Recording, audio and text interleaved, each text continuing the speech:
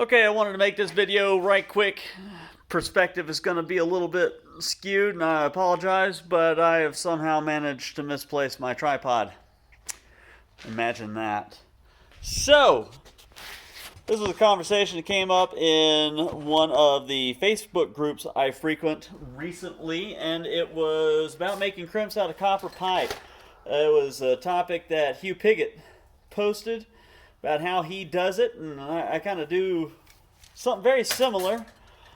And it's using copper pipe and tubing to make terminal connectors and butt connectors. I do have another video basically showing how to make those. Those ones I made because I needed duals. I needed to put two chunks of wire into one connector, and it's hard to find a thing that does that. But basically what we're doing is we are making butt splices out of copper tubing. And the reason that I'm doing that is because my previous iteration of this board, the wires were shorter. Now my wires need to be longer. I've got a bunch of scraps, and I could just throw those all away or, splice them together.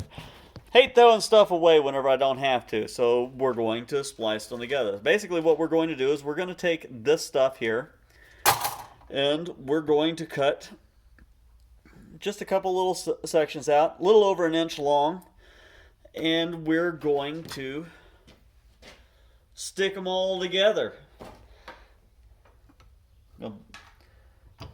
Use the services of my bench here, bench vise, to keep this in the screen.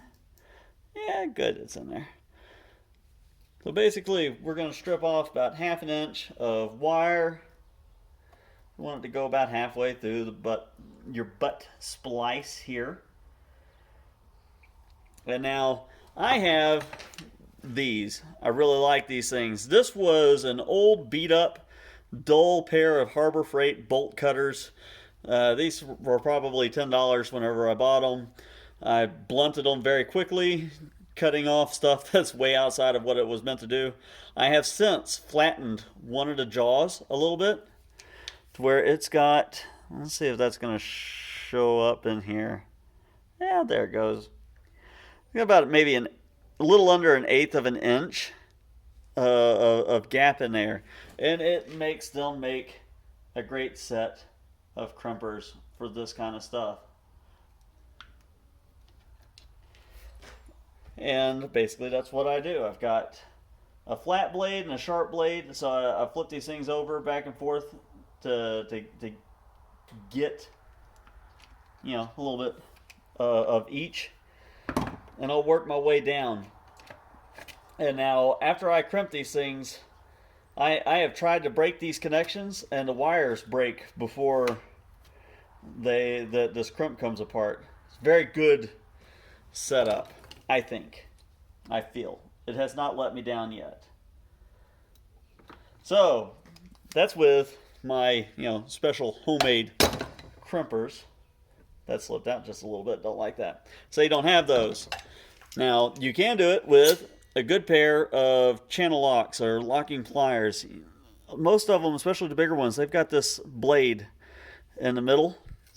And you can set your tension to where that blade's got just the right gap, and you can use those. They work just fine. And you'll get a nice good crimp that way. You can also use a big pair of pliers if you got them. Where are my big pair of pliers? Yep, there they are.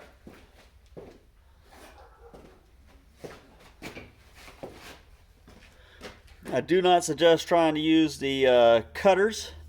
Try to use the backs. They've got a little flat crimping area on the back. And that'll get pretty tight. These are not going to be as good, but it'll crimp the things down.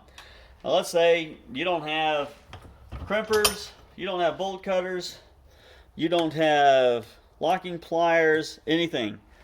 You could use Something blunt. You can use a damn rock if you want to. A little hammer works just fine.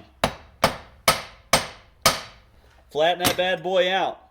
And that is not going to come apart. That is going to have a good connection and not come apart on you. And then, after you've got all that flattened out, crimped, whatever you're going to do with it, get you some good vinyl tape, electrical tape, and go over it a few times and seal that bad boy off.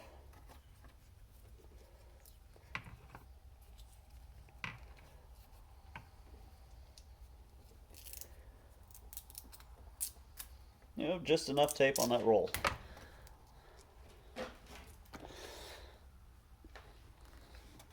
And now we have a solid, weatherproof, waterproof, good connection right there. A lot of times I'll go back and I will solder these just to make sure that it's, you know, firmly connected. Some people don't like solder. That was one of the things that Piggott mentioned, is that he doesn't solder his connections, but he lives in a more corrosive environment than I do. I haven't noticed a lot of corrosion on my stuff, but I also replace a lot of my stuff very frequently. So that's that. Cheap, very easy to do, readily available splices. You can do that with any piece of tubing that you got. I do suggest that, you know, you're using smaller wire. This is a 10 gauge wire. Using smaller wire than this, probably, I don't know, 12 would be okay, but smaller, you should probably just use the standard crimping butt connectors and then tape them up. But this and bigger, this method works awesome. So thanks for watching, guys. Have a wonderful day.